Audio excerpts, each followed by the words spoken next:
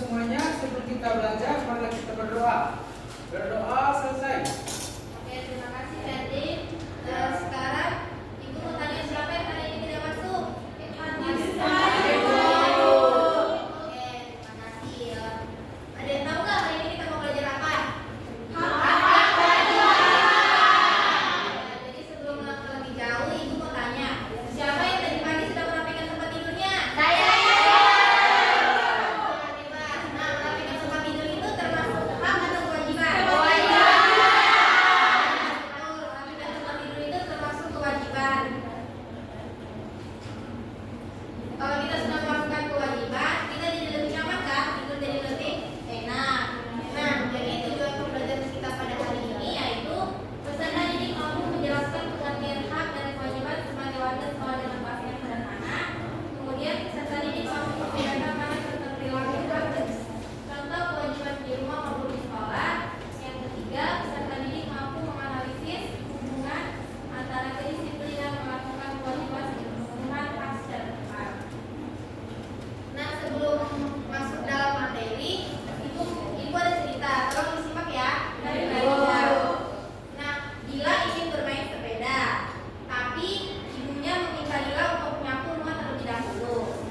Tetapi Dila langsung pergi main tanpa menyapu rumah terlebih dahulu. Akibatnya saat pulang, Dila dimarahi dan rumah tetap kotor. Dari cerita tadi, pertanyaannya, menurut kalian kenapa Dila dimarahi? Karena tidak ya, betul sekali. Kalau kita tidak melakukan kewajiban, akan ada akibatnya anak-anak seperti Dila yang dimarahi ibunya tadi. Kemudian, menurut kalian perbuatan Dila ini benar atau salah? Salah. Ya, betul sekali salah karena Dila pergi bermain tanpa melakukan kewajibannya dulu. Jadi ingat ya anak-anak, kalau kewajiban itu harus dilakukan sebelum kita menuntut hak. Nah, yang terakhir,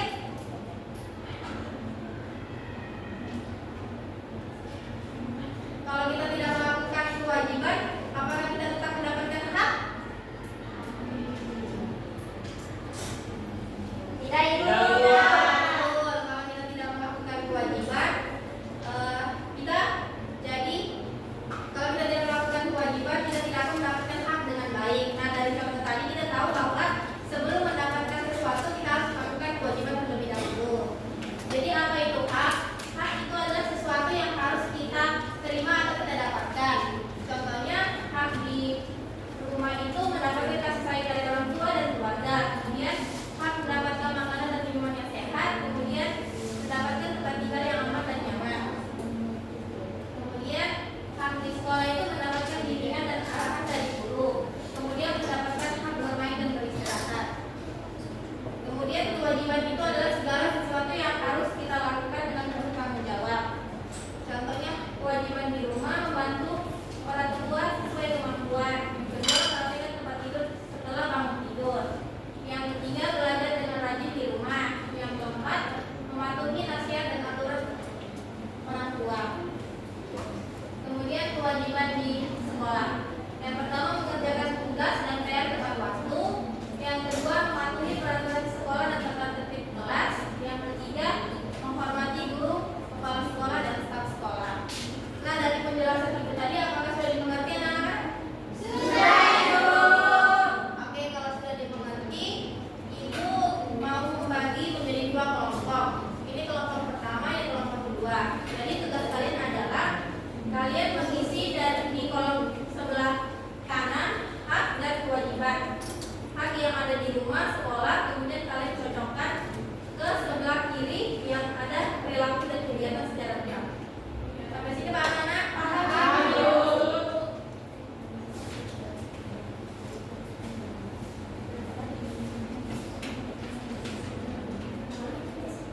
Kalau ada yang tidak belum ngerti, silakan ditanya ya anak-anak.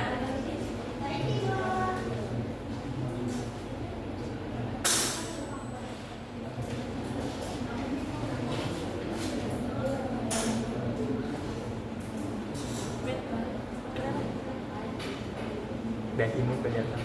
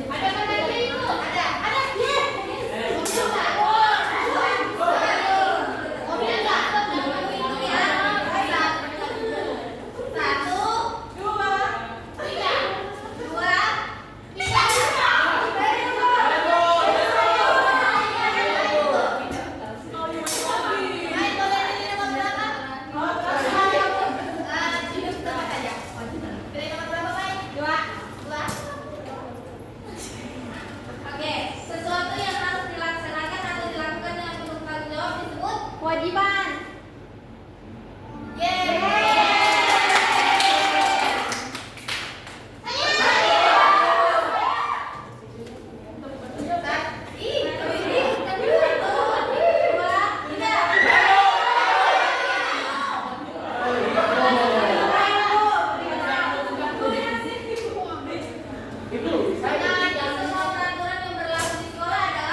Kewajiban di sekolah itu B.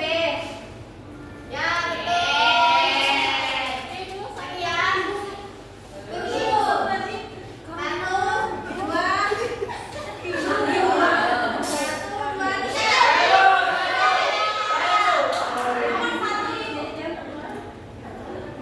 dalam konteks sehari-hari manakah yang harus kita dahulukan? Kewajiban kita agar hak orang lain terpenuhi atau hak kita agar tidak dirugikan?